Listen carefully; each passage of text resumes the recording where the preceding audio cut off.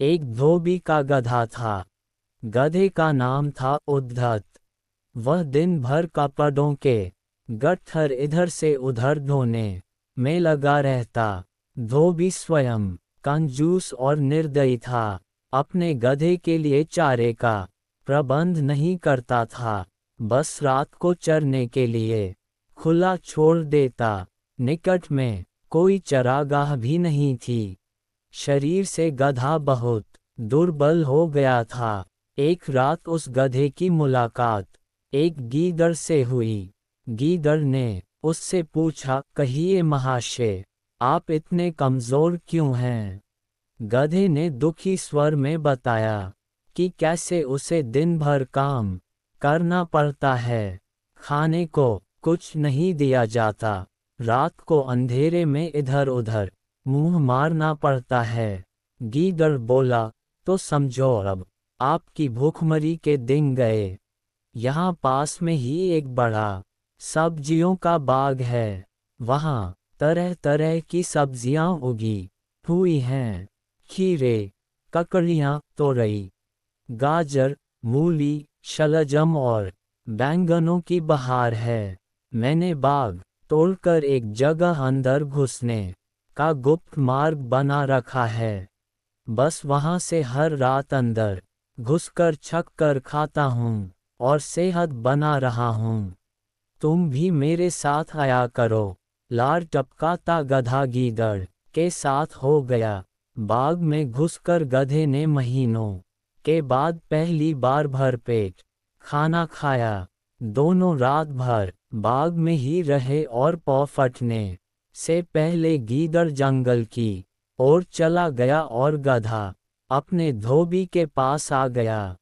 उसके बाद वे रोज रात को एक जगह मिलते, बाग में घुसते और जी भर कर खाते। धीरे धीरे गधे का शरीर भरने लगा। उसके बालों में चमक आने लगी और चाल में मस्ती आ गई। वह भूखमरी के दिन बिल्कुल भूल गया।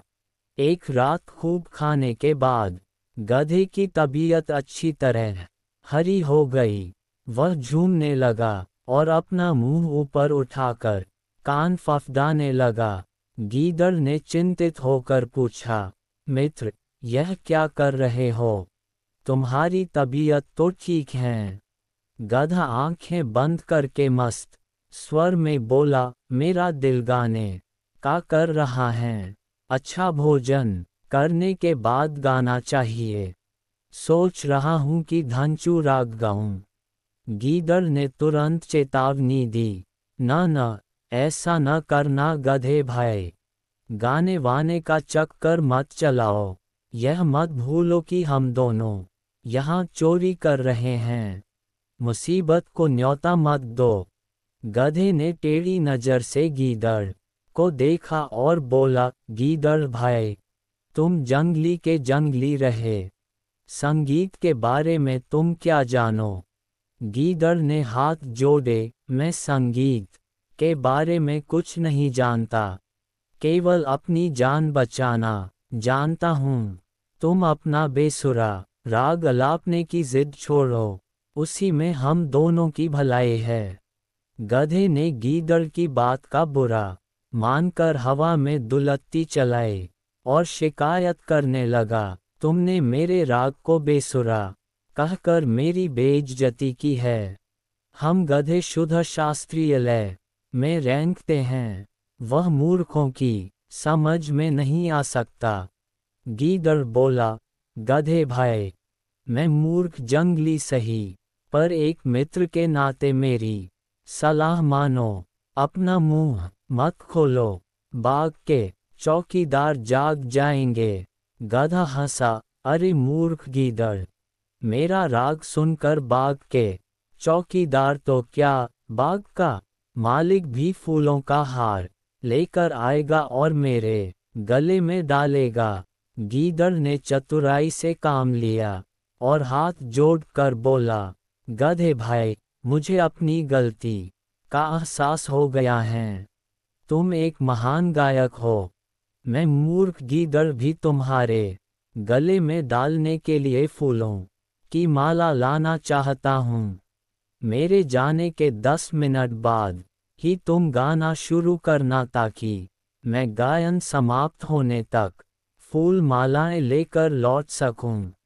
गधे ने गर्व से सहमति में सिर हिलाया। गीदड़ वहां से सीधा जंगल की ओर भाग गया। गधे ने उसके जाने के कुछ समय बाद मस्त होकर रेंकना शुरू किया। उसके रेंकने की आवाज सुनते ही बाग के चौकीदार जाग गए और उसी ओर लाठ लेकर दौड़े जिधर से रेंकने की आवाज आ रही थी।